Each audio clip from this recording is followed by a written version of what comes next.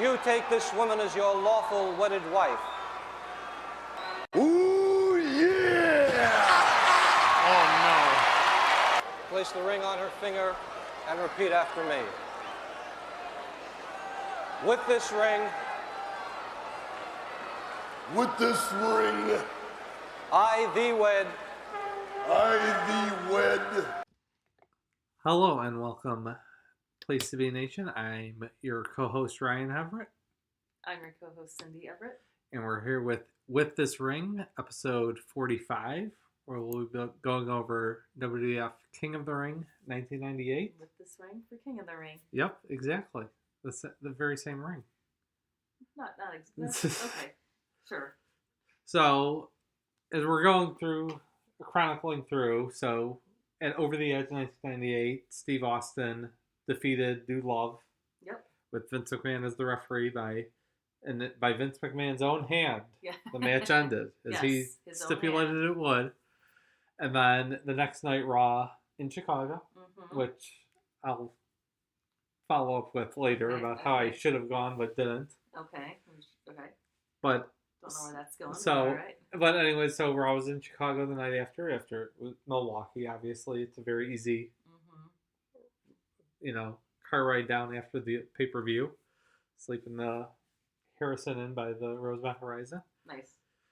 So it was Dude Love started the show in the ring and was asking for Vince McMahon to come out and give him another match, and Vince McMahon came out and said how pitiful he was, and then he fired him. So Dude Love is fired. Did we watch that one? We watched it early, I was a gonna couple say I was looking at times my ago. notes, and my notes start with Sable coming back. Right. Okay. Well, also then this night, I think we watched it for Over the Edge. It was Undertaker versus Kane for the number one contenders match. And Kane ends up winning, so it's going to be Kane versus Steve Austin That's right. at King of the Ring. And Mankind came back at the end, because Mankind was still hired, apparently. Just the They had personality different contracts. contracts. Every personality had a different contract. Of course. So, he wanted to hit those appearances as Mankind to make sure you hit that per diem. Right. So then the next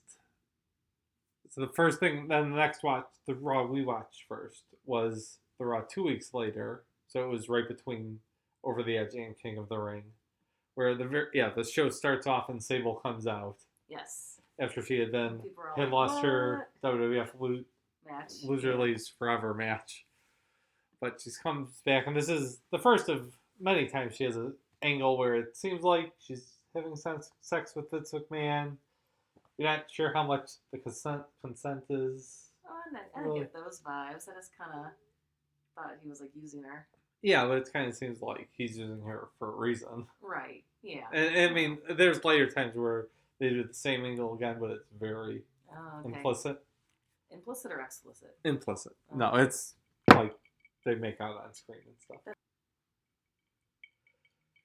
So Sable comes out and she's been rehired. Mm-hmm. And then after that, later in the night, we get the big Hell in a Cell tag team match between Steve Austin and The Undertaker and Mankind. No, Undertaker. Steve Undertaker, Kane and Mankind. Yeah, versus Kane and Mankind. And Steve Austin's unsure if he can trust The Undertaker at this point. Vince McMahon is already trying to sow the seeds of discontent. Gotcha. And this is where they go in. It's like everyone's like, "Where's the Undertaker?" And like pops it like a gopher. Yeah. As we were watching, you said like, "Oh, the Undertaker's gonna be like under the ring or something, isn't he?" Yeah. And like 3 seconds later, the Undertaker pops up, just because all he wanted to do was just beat the shit out of Paul Bearer. Yes. Because Paul Bearer had been talking about how his mom had done stuff with Paul Bearer himself and was Kane's mom, so the Undertaker didn't like that. Right. So he just wanted to beat the hell out of Paul Bearer. Yeah, well, it worked. And Steve Austin, though, kind of gets the better of... Well, Mankind was just kind of like the foil, but he actually gets the better of Kane for a little bit, which was like the first time anyone had done that outside of The Undertaker. Huh. Like, really, I mean, Vader always got That's true. killed by Kane. Mankind got killed by Kane. But this is the one time where it's like, hey, someone that could actually stand up to him. Yeah, I was going to say, isn't like Kane only fought the Undertaker for a while? I know he fights... I mean, it's kind of like why the gimmick was created, was to be someone... Like, he wasn't supposed to be a guy who stuck around for, 20 years. Yeah. He was supposed to be like More than 20 years. Yeah. I mean, he's still every once in a while they just throw him out there, Jeez. give his thoughts on Roe versus Wade and get out of the ring. Mhm. But he was supposed to be like a guy. Okay, you debut in October. You're gonna lose to the Undertaker at WrestleMania. That's gonna be the end of you. Huh. But those, even like the 3 months probably between Hell in the Cell and then like the Royal Rumble where he burned, burned him up in the casket. He was getting over so big they were like, Oh, okay. we actually have a character here that could exist outside of the Undertaker. They wait a while till they have him exist outside of the Undertaker, but and it's always a thing that if they have nothing going for either guy, it's always an easy go-to thing. And for right now, they still have enough story to tell that they can just go back and forth. Right. Gotcha.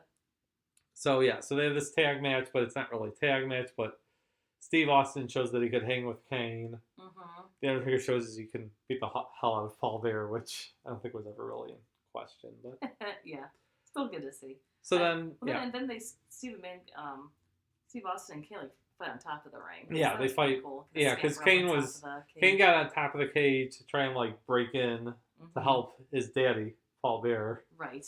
But Steve Austin sees a distracted Kane on top of the cage and is like, oh, I'm gonna go get me some of this. And starts bashing him with the chair and and that sets up the next week, which we didn't watch, but I'll just tell you so this is the first time we ever hear Kane speak. Oh, I saw a little clip of that. And the thing that they always said that Kane couldn't speak because his vocal cords were so damaged during the fire, but he could speak if he has the voice modulator like Ned from South Park. I was just gonna say that's I'm sure. Yes. It wasn't Ned. It was Uncle Jimbo that had the. No, Uncle Jimbo was his friend. Ned was the friend. Yeah. And I also saw someone at GNL the first time I went there that had the Kane voice box gimmick, as we call it. So he says that if he does not, first he wants to challenge Steve Austin to a first blood match, and if he does not win, he will breathe his last breath and set himself on fire. In that order? Yes. So they make it sure that you know that not only is he going to light himself on fire, he's going to do it so bad that he kills himself. Oh, jeez. Yeah, it was.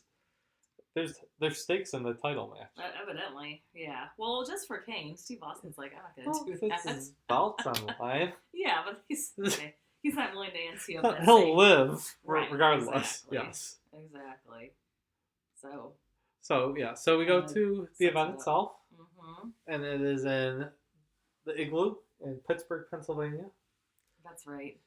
And the opening match is kind of we've settled on the last couple of months. Taka Michinoku and Friends versus Kai and Tai, and this time it's the Headbangers. Yeah. And they all wear the Headbanger attire out to ringside, and Taka does his move for his main finisher as his slam dancing move. And they have a nice little quick 7-minute 6-man tag match. I liked it. Yeah, so the Japanese guys are fast, a little uncoordinated. Yeah. Entertaining as far as opening matches go. Yeah. And Taka and the Headbangers win. Yeah. They do. Nothing wrong with this. No, yeah, I think it's a nice little match. It's they're kind of burning through the Kai versus Taka matches. Like, the last pay-per-view, the Kai and Tai team got the win. Okay. And they had the guy who got the pinfall fight Taka the next night. And that was it. Like, that's it. Gotcha. Singles match. Like, they could have easily done 3 pay-per-views in a row of Taka loses to their top guy, and then Taka has to fight through the other 2 guys to get up to the top guy, but they kind of didn't want to do that. Gotcha. But yeah, this is a fine match for what it is. Yeah, I don't really have anything to say about it. And then was after this the Vince McMahon? Yes. Okay. Yes. Sable comes out to introduce Vince McMahon. Right. And then she kind of reads from the script. And first happy to see her, and then when she starts talking about Vince and how great he is, everyone kind of turns on her. Yeah. Pat Patterson. Pat Patterson pats around the ass. That's the main highlight of it. Well, yeah, and he does it very obviously, right? Yeah. So she gets the reaction and slaps him. Then Vince starts insulting the audience. Yeah, because it's in Pittsburgh, so there's plenty of people to make fun of. Well, wherever he wants. I mean, yeah, you could always go for the cheap shots. Yep.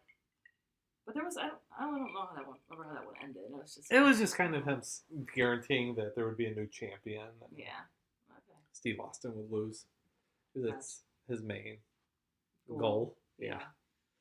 All right. Next one, kind of like blah. Yeah, then we have the two King of the Ring semifinal that's right. matches next. So first is JJ versus Ken. The great Jarrett Jeff Jarrett versus Ken Shamrock.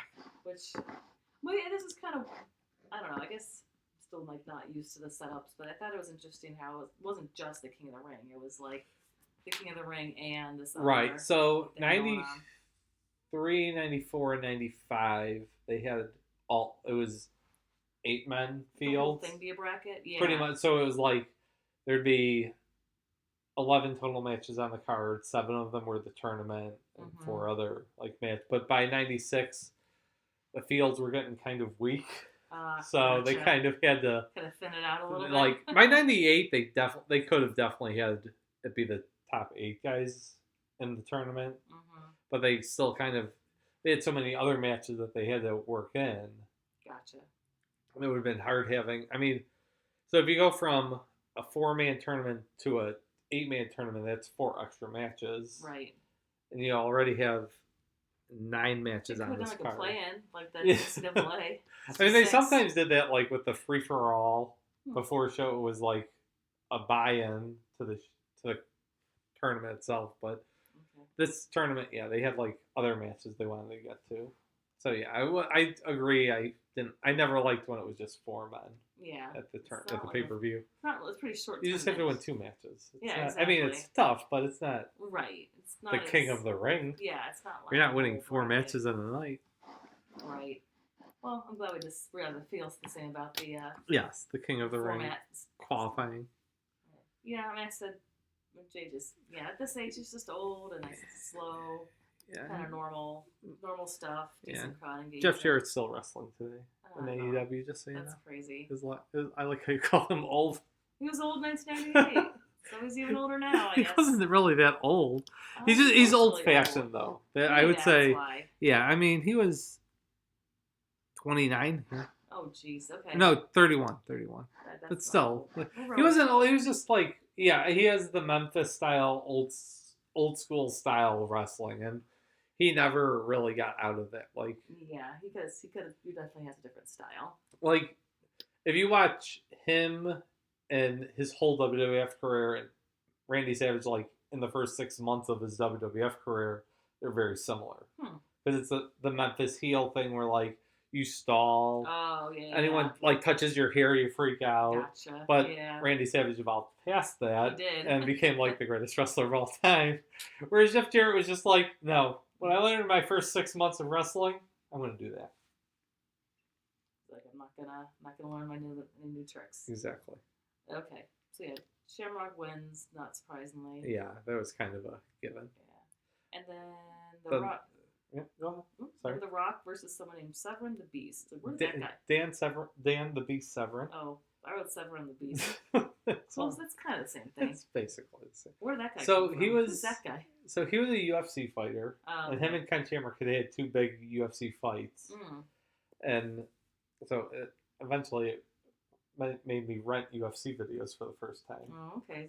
But before we get to that, so Dan Shamrock came in like March of 98. And then he eventually became like, he was just like the NWA representative because they had a horrible Jim Cornette gimmick where he was like with the Rock and Roll Express and then was trying to bring the NWA back. That was just bad. But then they just had him wrestle and he was like a destroyer. Like, he was the NWA champion, which at the time meant nothing really. Yeah. It was like king of an indie group. Gotcha. But he like, like that House Hunters I watched, the woman said she was a wrestler. Yeah, she probably had wrestled like at a bar at some point. She said she just won a belt. That says why she was able to buy a house. I mean, well, no, that's not right at all. That's fake. There's no pride. Yeah, there's some liberties. It's not. That's like Gorilla Monsoon saying, "Oh, he's not going to go to the pay window if he doesn't win this match." Like, no, you get paid based on what the gate is. You don't get paid because you won the title. Okay, well, this woman on House Hunters said something different, so well, we can take that conversation off mic. I'll take her tax accounts into. But anyways, forgot where it was. Dan Severn. Oh yeah, so there was it was UFC. always kind of like they were obviously building a crash for Ken Shamrock and Dan Severn because they were Right. like the early. I mean, this was early UFC when like half the pay-per-view companies banned them because it was human cockfighting. They said and like Oh. they like John McCain was like having Senate bills banning it because it Oh, was really? so barbaric to be profiting off of this horrible thing. And Well, the people in the fights got paid too. It's not like they were. yeah, but I mean, yeah, there was a stupid thing for Congress to get involved with, but there should to this day probably be reforms in how the payments are Yeah, that's deeded true. out. But that's irregardless of that. So it was always like these two are on a collision course somehow, and it seemed like King of the Ring would be obvious because they talk up both of them in the way like about how they're tournament tested. Like, oh, it's going to obviously be Dan Severn versus Ken Shamrock. I got the WF magazine back in the day, and they had a fold out in June of '98 with the 8 top qualifiers. Even though they had to send that magazine out before the 8 top qualifiers were known. Don't think about that. Don't but I definitely had it being Shamrock versus Severn in the finals. Oh, okay. And I think that was like what everyone thought it was going to be. Because yeah, The Rock was the IC champ, but he could lose a tournament match because he's still going to be the champ. that's right. That wasn't on the line. Right. But is that how it happens? No, The Rock wins. Well, D'Lo Brown comes Yes. out, does a frog splash on the Beast. So Well, really, D'Lo Brown wins it. well, because D'Lo Brown had fought Dan Severn in his qualifying match for the King of the Ring, Okay. and he had bent him in half with a bow and arrow submission move, Okay. and it injured D'Lo's pectoral muscle, Oh, and that's why he gets the catcher's mitt gotcha. vest that he has. And it's not just this pay-per-view that we will see him with, having this vest. Gotcha. The protective vest, as it is. Okay. But yeah, that is enough to incapacitate Dan the Beast Severn and send The Rock to the finals. But that chest protector is probably pretty heavy. Well, So yeah. yeah, so The Rock's slowly getting better. Yeah, he's definitely getting to the point where he can carry a, at the very least, very good match. Yeah. Okay, then the next match is very confusing. The next match is just horrible. I mean, Like, why? Do you So- need to talk about it? I mean, we should go over it real quick. So, Too Much, Brian Christopher and Scott Taylor, which is Brian Christopher's Jerry Lawler's son, Yep. like veiled references to it always. Yeah, I can't remember. And Scott Taylor was a jobber for a while, but then they kind of like, But why do they even have this match? because they had it. So Al Snow was very popular in ECW, like earlier in the year, and they That signed him sounds to a familiar. contract. Like they actually always had him to a contract, and then he got popular in ECW when it was like a quasi WWF developmental thing. They're like, oh, he's popular, let's send him up. But they didn't realize why he was popular because he was a very small fish in a very small pond. Oh. And Didn't then, translate up. and Didn't scale. like he had like months of build up there where like he was talking to this mannequin head and like being delusional, but like it worked in like these small 2-minute Gotcha. promos, and then they just send him out with no promos in front of 18,000 people who have no idea who aren't watching okay. ECW. Like Oh, okay. it was just bound to fail, and it's like Yep. yeah, and here's this gimmick. It's like, I mean, maybe half the people were like, oh, is that Leif Cassidy, the guy who was the bad half of the New Rockers, which was a horrible gimmick in and of itself. Like, there was no one who, not a lot of people were in on Gotcha. kind of the joke that it was. Well, yeah, it definitely didn't. And really- it plays off translate. as a joke. Yeah, it was very odd. Yeah, so Jerry Lawler, like right before the match starts, declares that it's Too Much versus Al Snow and Head, Right. and that Jerry Lawler is the guest referee. That's right. He hops in the ring. So he hops in the ring, and then he decides to put a bottle of Head and Shoulders shampoo under Head so On the that mannequin his head. shoulders could be pinned to the ground, and counts to 3. And yeah, that's something that, as I think Jim Ross points out, that set wrestling back about 20 years. Yes. Yeah, it's pretty bad. Yeah. So okay, so it was like a gimmick. It's on a smaller scale, on a different, Yeah, it's kind of was Promotion. like, It's like, it was come on. like we need something to fill time on this pay-per-view. Yeah, they did that. They Yes. have this duet with. It is the.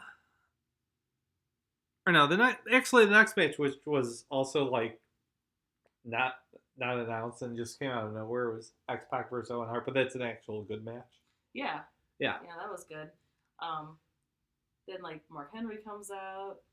Vader comes running out. Yeah. Yeah, Vader and Mark Henry China had beef at the time. Oh, and I think I like X Pac. Yeah. And I kind of wrote like it was a good match. It was a good singles match. I don't know why they had everybody run out and like cause the chaos. I think it was because I was enjoying just. It was watching X Pac's. It was just his second match back after like he had been out for like 9 months ish.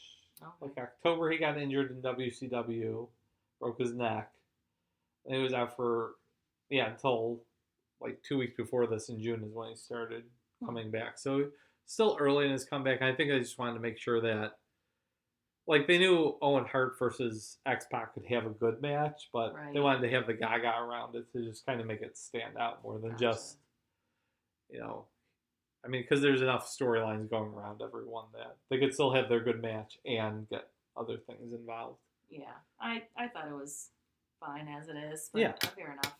Yeah, I agree. It's a good match. Mm-hmm. And then next we had New Age Outlaws versus the New Midnight Express, and this is another bonus match they call it. Oh yeah. Yeah, very bonus. Yeah, that's a very good way of saying it. There's nothing really. I mean, I don't know. The New Age Outlaws, did they ever have any storylines? They were Generation X, I guess. Yeah, it was kind of their storylines were with D-Generation X. Like they didn't have their own thing at this point. No, I mean they had kind of been feuding with like LOD and DOA also at the same time, but like they weren't real contenders at this point, and so the tag division itself was kind of weak. Although it was about to get stronger because the week before this on Raw, Kane and Mankind won a tag team battle royal to become the #1 contenders for the tag team titles. So the tag team titles are about to step up, as we'll see at our next pay-per-view. Okay, good to know. But yeah, I just said good match, good pacing. It was relatively short. Yeah, it's a nice 9.5 minutes. Yeah. I mean, it's a good formula tag team match. Mm-hmm. Hard to screw up. Just follow the regular beats. Don't have your partner's a person, not a mannequin. Yeah. If you have a human as a tag team partner, that helps you. Usually. Yeah, depending how good of a worker the head is. That's true. Yeah. But next we have Rock v. Rock. Yeah, the King of the Ring King final. Of Rock. King of the Rock finals. I don't know why I thought this, but is Shamrock Shamrock's real last name, or is that a stage name? Well, it's kind of weird because. Oh, interesting. I know this complicated question. Because I kind of know it, but so he came like his early life. It says like he had a weird upbringing.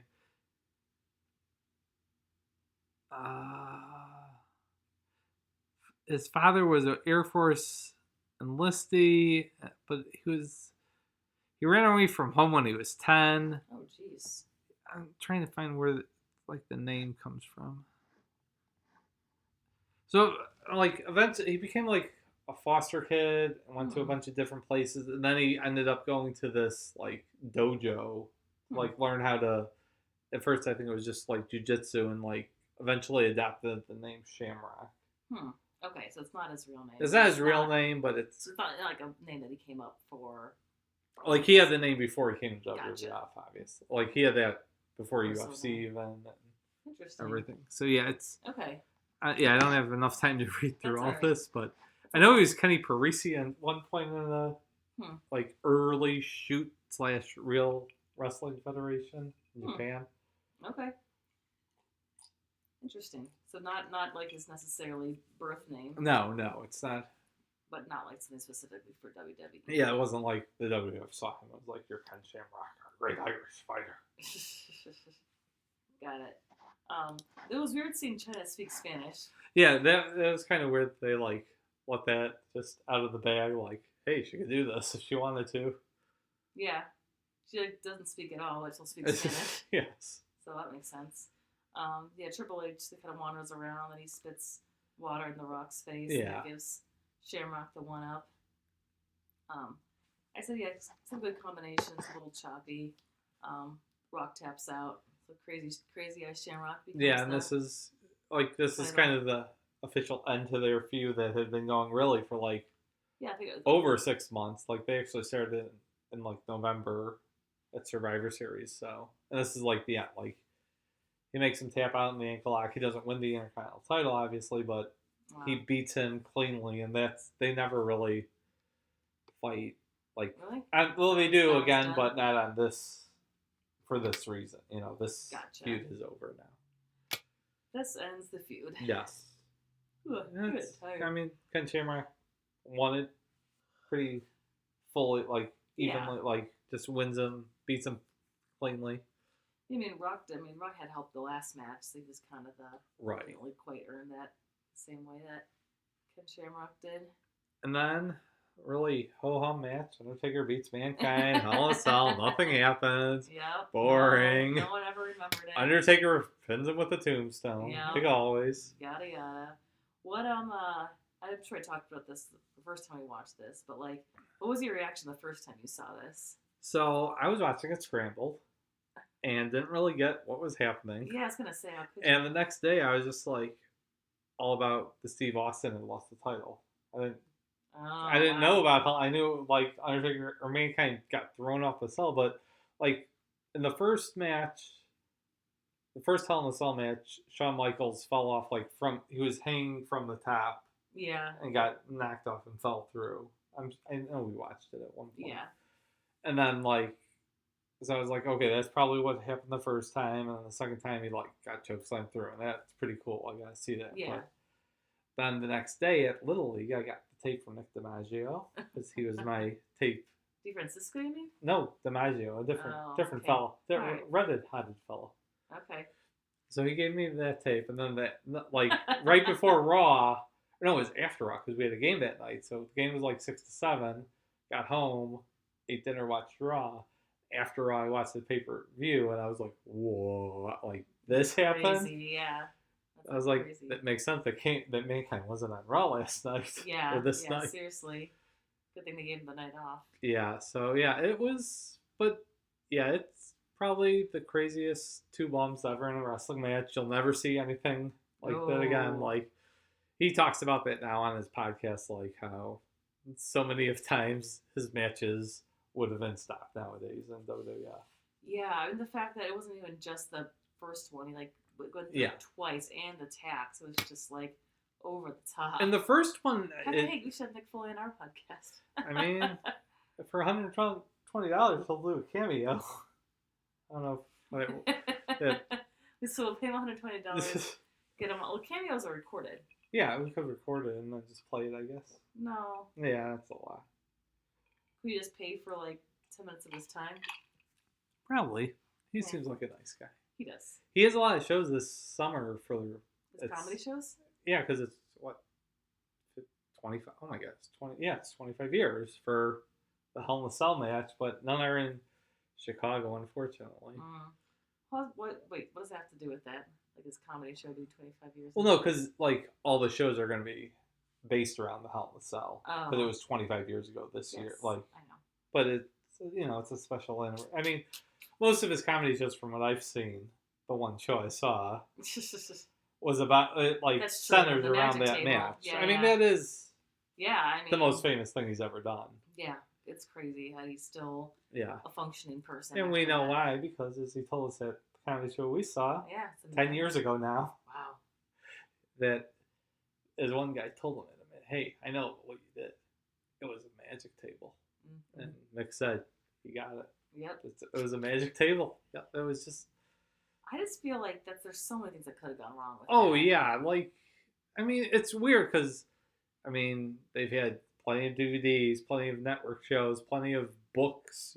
Mick Foley's book is there's 3 chapters about it. They never really come out and say what exactly was supposed to happen. Yeah, how do you see that playing out? I think the main idea was it was supposed to be he was going to get thrown off, but I don't think they knew how. and then I think it was supposed to be he was going to get thrown through, but they didn't know how. Okay. And what they did is what they did. Yeah. I mean, when he threw him down the second time, like that, like panel was loose, right? Yeah, and he was legitimately knocked out because not so much because of the choke slam, but the chair like follows him down and hits him. That's what knocked the tooth through his nose. Oh, yeah. Which is the infamous of picture of him smiling. It was just he was trying to show that his tongue had a hole through it, that his tongue could stick through and touch his nose, but it didn't happen because of the facial hair.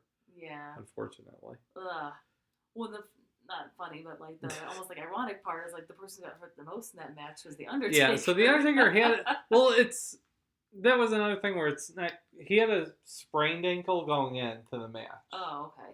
And then he does the free fall from the cell into the ring to continue destroying this poor man, and he supposedly went from either a low sprain to a high sprain, or from a high sprain to a broken ankle. But regardless, he didn't wrestle until the July pay-per-view, so he was hurt, obviously. Yeah, but it's just like, really, it's this guy. Like, the guy who took like a 3-foot bump. Like, right. I mean, that's still, I wouldn't want to do that. Just free fall from 3 feet. There's dangers in that because I'm old and uncoordinated. But yeah, the Undertaker did that and at least hurt his ankle for a few weeks. Yeah.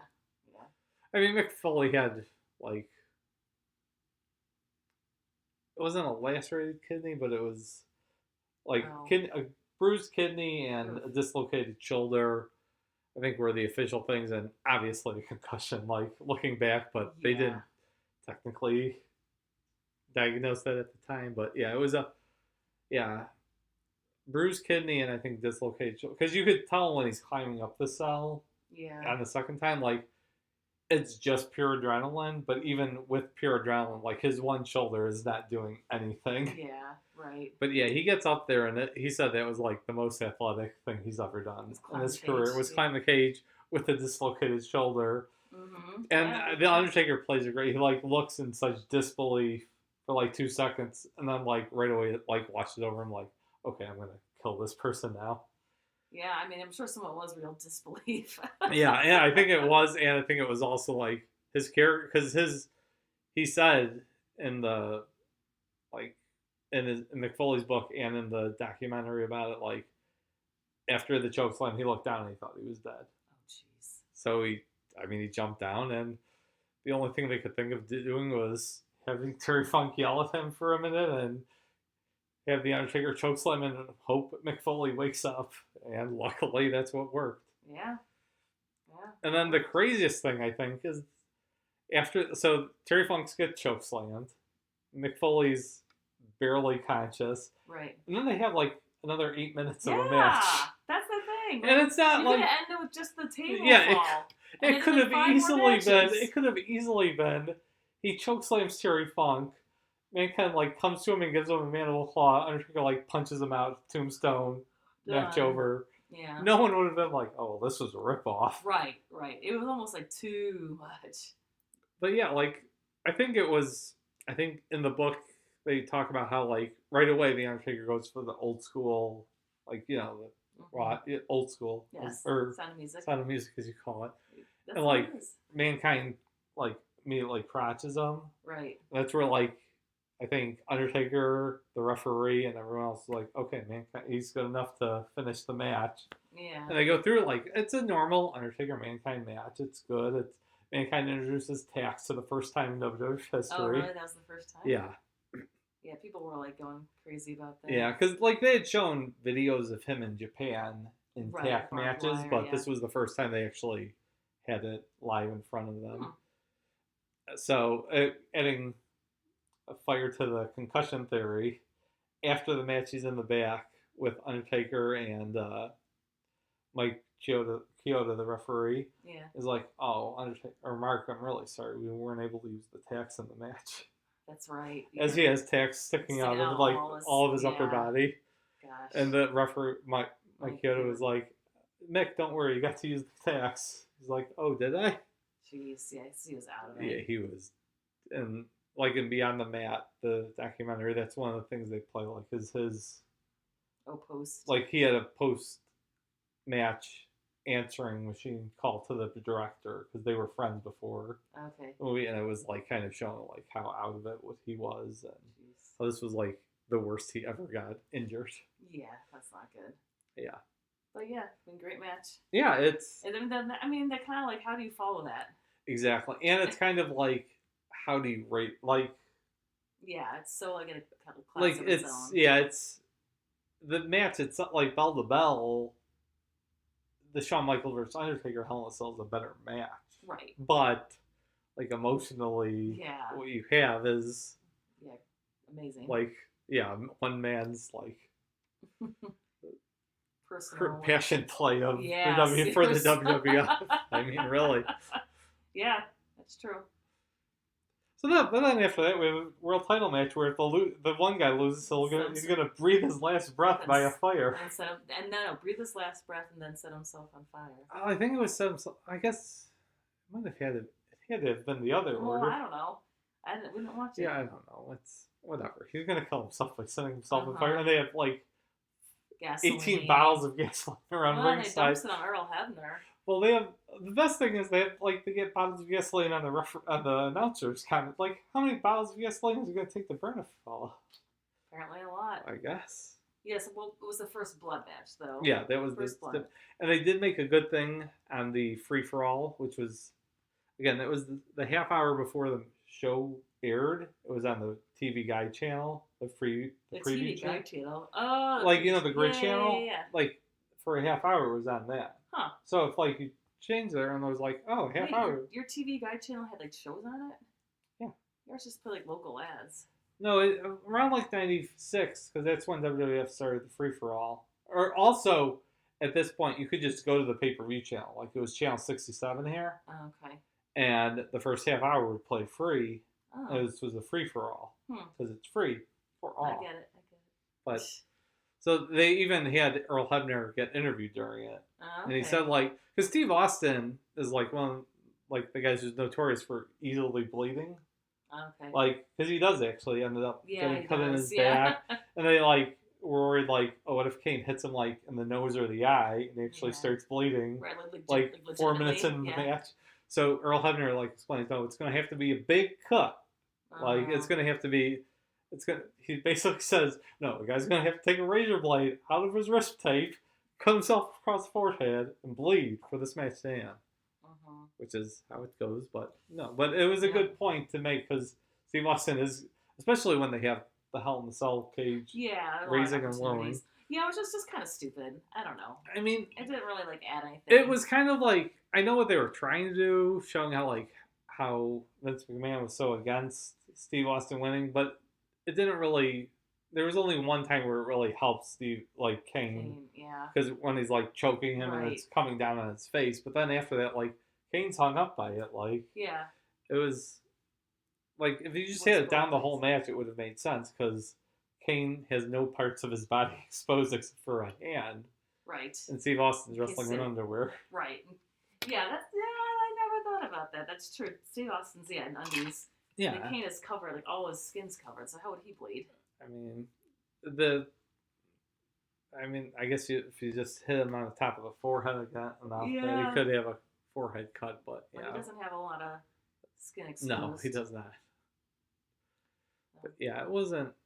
It was a good. I like it though. It's a good brawl. A good, it's a good 1998 WWF main event style brawl. Not exactly what I wrote, but I said classic 1998, more out of the ring than in. Yeah, so, exactly. Yeah, it was. Mankind comes out. It's like, how the hell is this Mankind somehow alive without his mask, just smiling because he's still trying to have his tongue hit his tooth in his nose, and gets hit with a chair shot, a stunner, and then a missed chair shot. Yep.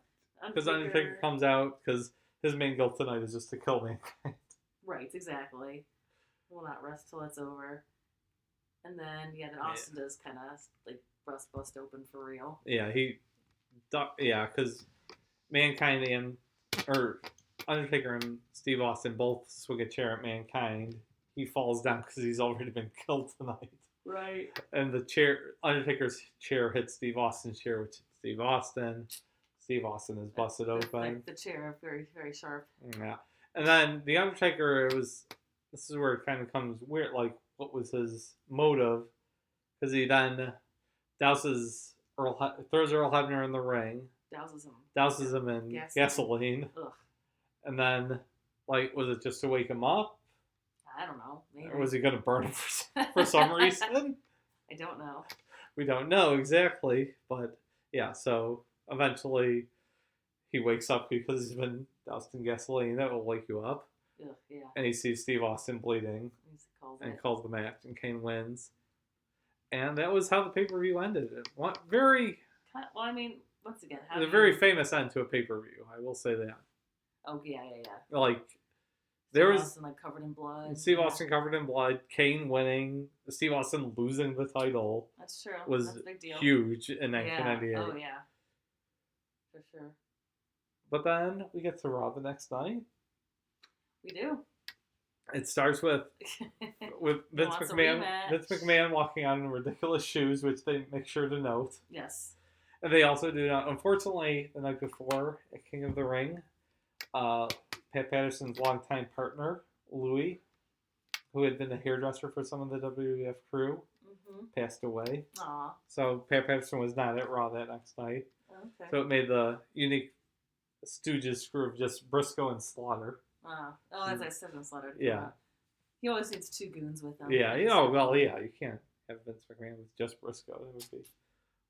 But Steve Austin comes out and basically says to Kane, the only reason you won the title is because The Undertaker made me bleed. Will you challenge? And, it goes up. Vince McMahon won't answer the challenge. Paul Bearer won't answer the challenge. Eventually, Kane accepts the challenge. Yeah, because he's questioning his manhood, which you don't do to a burned victim, apparently. Yep.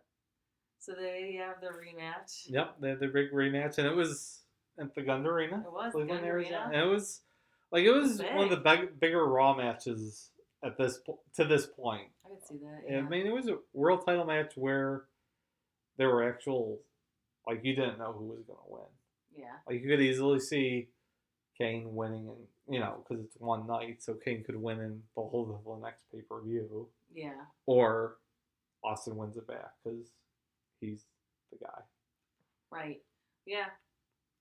And what she did, and like the crowd about an 8-minute match, back and forth. Paul Bear at the end, Paul Bear at the end, he had a great reaction.